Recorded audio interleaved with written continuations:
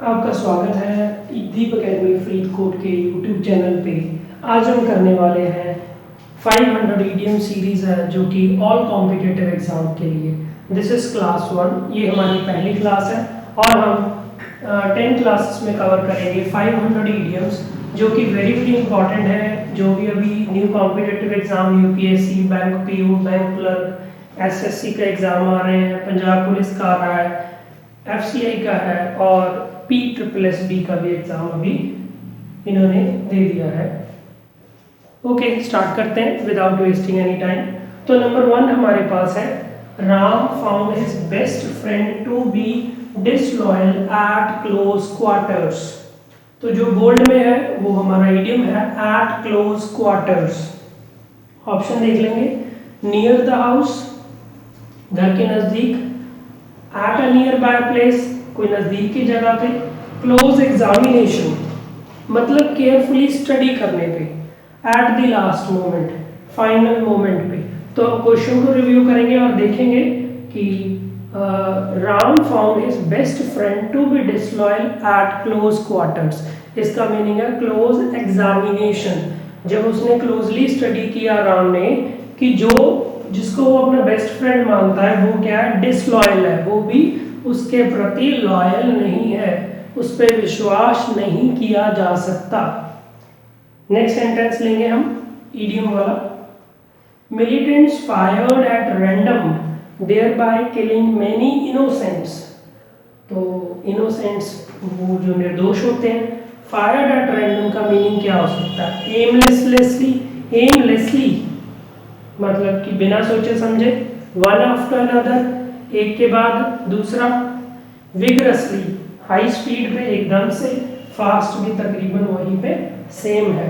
तो यहाँ पे हम देखेंगे कि हमारे पास जो ऑप्शन है, जो करेक्ट आंसर है वो एमलेसली मतलब बिना सोचे समझे उन्होंने फायर करना शुरू कर दिया और काफी सारे निर्दोष लोगों को मार दिया।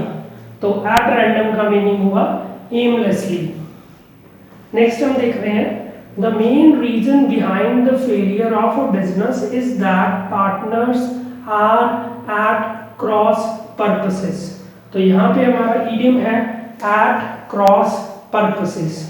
तो इसका ऑप्शन हम देखते हैं, doing different work मतलब कि वो अलग अलग काम कर रहे हैं, conflicting intentions, intention का मतलब होता है मंशा। तो अगर उनकी मंशा, उनकी इच्छा जिसमें उनका इंटरेस्ट है वो सेम नहीं है तो हम कहेंगे कन्फ्लिक्टिंग इंटेंशंस। सी ऑप्शन में हमारे पास है have a different way of thinking, उनके सोचने का तरीका अलग अलग है। तो बी इनडिफरेंट हमारे पास डी है, परवाह न करना। तो इस केस पे हम देखेंगे कि हमारे पास जो करेक्ट आंसर है वो आपका कन्फ्लिक्टिंग इंटेंशंस। तो यहाँ पे हमें को सीखने को मिला कि एट क्रॉस पर्पसेस इडियम का मीनिंग है कि जो आपकी इच्छा है वो सेम नहीं है, वो क्लैश हो रही है, तो हम बोलते हैं कन्फ्लिक्टिंग इंटेंशंस। नेक्स्ट हमारे पास है, a breach in the security of jail meant that a lot of criminals were at large. तो हमारा जो इडियम है वो यहाँ पे है एट लार्ज।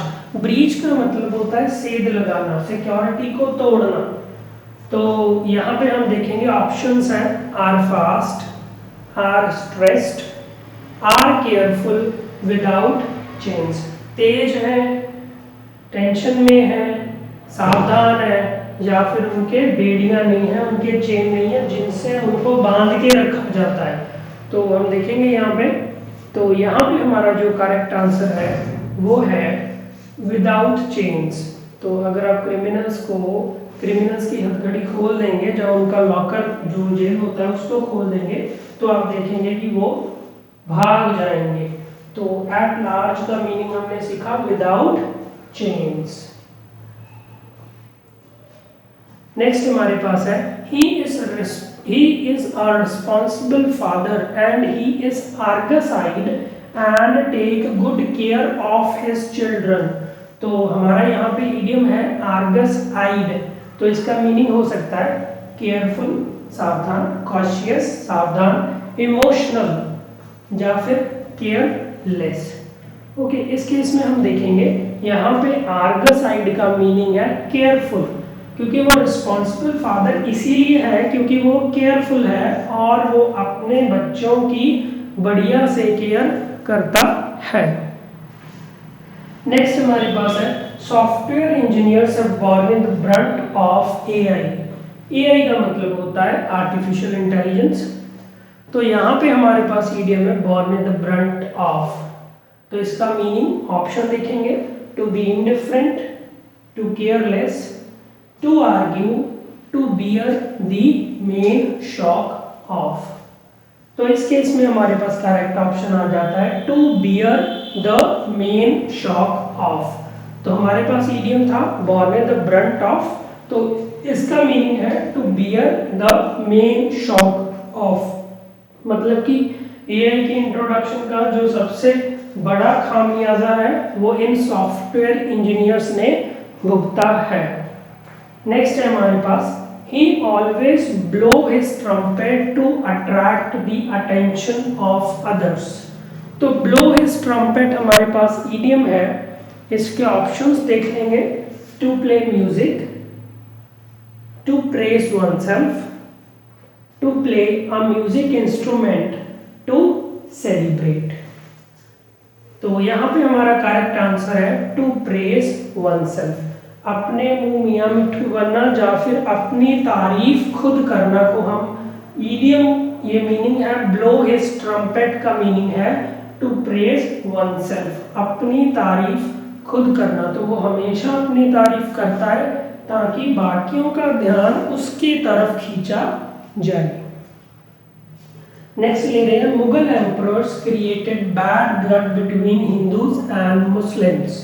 तो हमारे पास ईडियम है बैड ब्लड। ऑप्शंस देंगे, to kill, to dislike, to have bitter relations. Okay, यहाँ पे रिलेशंस की बात हो रही है। बिटर, बिटर का मतलब है कि जो कौड़ा हो, जो मीठा ना हो, उसको हम बिटर बोलते हैं। To suffer from a disease, कोई डिजीज से आप कोई बीमारी से सफर कर रहे हैं। तो यहाँ पे हम देखेंगे बैड ब्लड। बैड ब्लड का मीनिंग होता है टू हैव बिटर रिलेशंस, मतलब आपके अच्छे संबंध नहीं है, आप एक दूसरे से नफरत करते हैं, तो उसको बोलते हैं बैड ब्लड इडियोमैटिक लैंग्वेज में। तो सेंटेंस बन गया Mughal emperors created bad blood between Hindus and Muslims. तो उन्होंने दुश्मनी डाल दी, फूट डाल दी। डिवाइड एंड रूल की पॉलिसी को वैसे भी वो फॉलो करते थे। नेक्स्ट हम ले लेंगे, Ram broke the ice and revealed the sheer negligence of the hospital staff। समझ लग रहा है? ओके, इसमें देखेंगे हमारे पास है ब्रेक द आइस। तो उसको हमने पास्ट में लिखना था, तो हमने ब्रॉक बना दिया उसको। तो यहाँ पे हमारा इडियम है ब्रेक द आइस या फिर Brock the ice.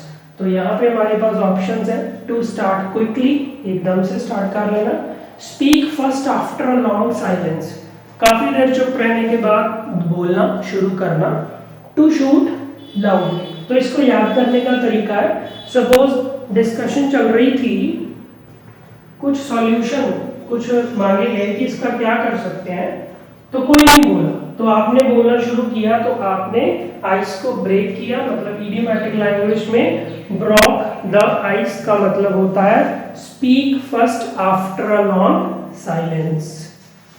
Next case हम देखेंगे, idiomatic sentence, the death of his son came as a bolt from the blue to Peshwa Bajirao. तो उसके बेटे की डेथ एकदम से उसके लिए आई। तो ऑप्शन देख लेंगे, अब गुड न्यूज, कोई अच्छी खबर थी, अ न्यू थिंग थी, अ सरप्राइज था, या फिर सडन शॉक था। तो इस केस में ये काफी आसान है, हम देख सकते हैं। तो came as a bolt from the blue का मीनिंग है सडन शॉक। तो उसके जब उसको बच्चे की, अपने लड़के के मौत की खबर मिली, तो वो उसके लिए एक सडन शॉक था पेशवा बाजीराव के लिए। नेक्स्ट हमारे पास है employees do not bandy words with their boss. Very important, इसको स्टार मार्क कर लीजिए, बहुत ही एग्जाम में आने के चांसेस ज्यादा हैं इसके।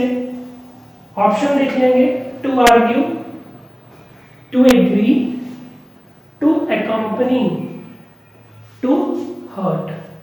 तो इस केस में हम बैंडी वर्ड्स को देखेंगे। बैंडी वर्ड्स आप सेंटेंस से भी थोड़ा सा अंदाजा लगा सकते हैं कि जो काम पे लगे हैं वो अपने बॉस के साथ क्या नहीं कर सकते। तो एग्री को हम रूल आउट कर सकते हैं, हर्ट कोई सेंस नहीं बन रहा, अकम्पनी का भी कोई सेंस नहीं बन रहा, बट इस केस में वो आर्ग्यू नहीं कर सकते क्योंकि उनको पता है कि उनके जॉब जो है वो खतरे में आ जाएगी अगर वो बॉस का कहना नहीं मानते। तो बैंडी वर्ड्स का मीनिंग हो गया टू आर्ग्यू। नेक्स्ट सेंटेंस ले रहे हैं, Ahmad Shah Abdali had to bite the dust after his 8th attack on Punjab।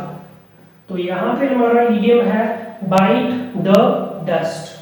Options देख लेंगे, to argue, to act against, to suffer a heavy loss, to be defeated। तो इस case में देखेंगे अहमद शाह अब्दाली को बाइट द डस्ट।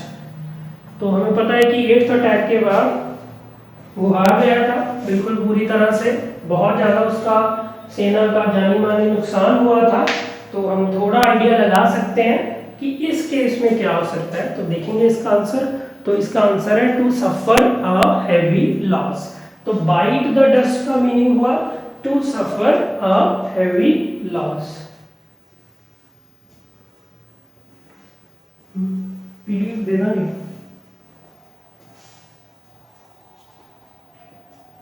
नेक्स्ट है हमारे पास, despite her first public speaking he brought down the house.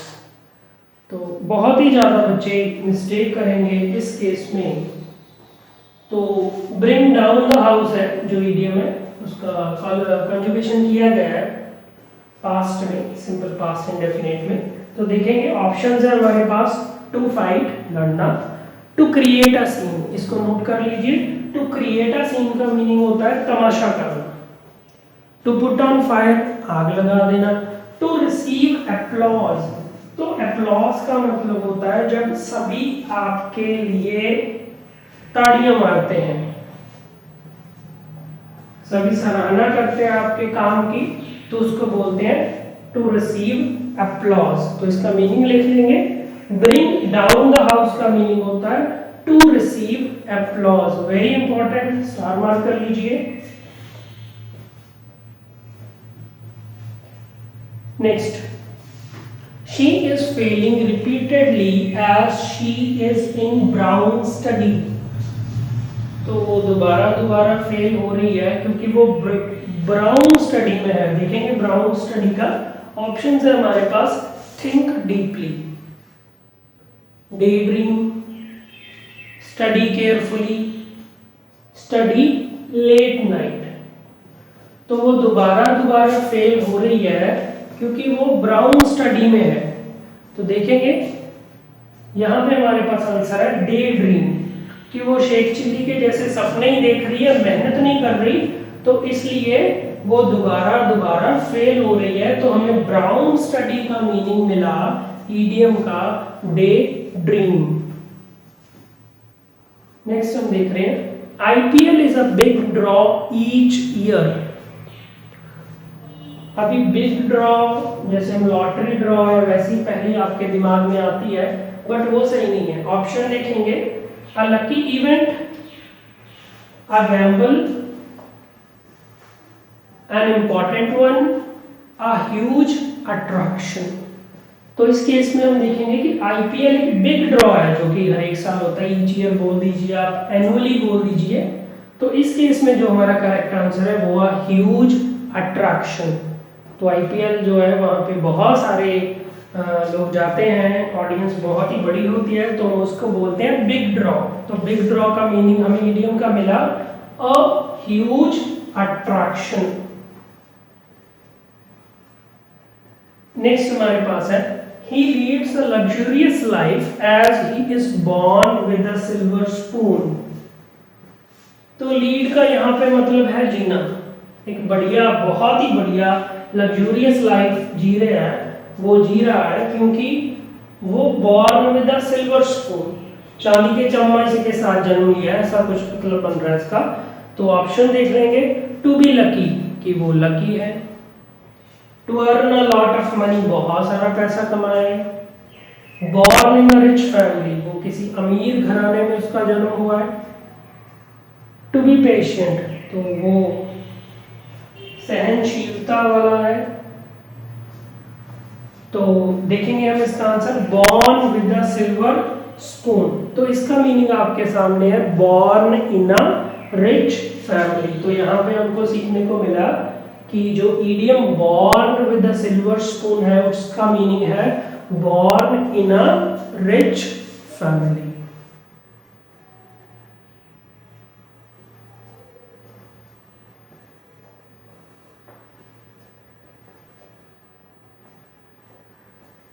अभी दीप एकेडमी फरीदकोट, यहाँ पे हमारे पास UPSC, bank PO, bank clerk, SSC, Punjab police, FCI और पीट्रिपलएस के बी के बैचेस चल रहे हैं।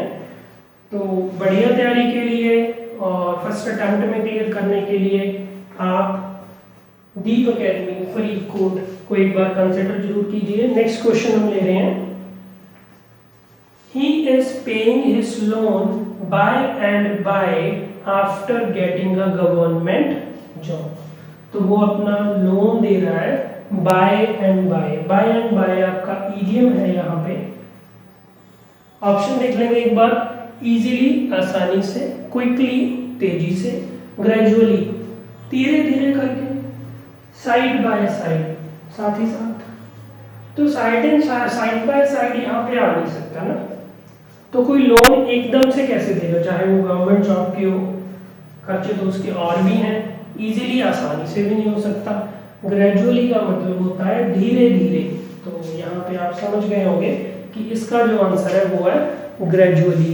ही इज पेइंग हिज लोन, धीरे धीरे करके, by and by after getting a government job. तो यहाँ पे इडियम बाय एंड बाय का मीनिंग हुआ ग्रेजुअली। नेक्स्ट हमारे पास सेंटेंस है, despite his first attempt in civil services exam he came off with flying colours. तो रियलिटी में जो इडियम है वो है come off with flying colours. Option देख लेंगे, टू टेक अ फ्लाइट,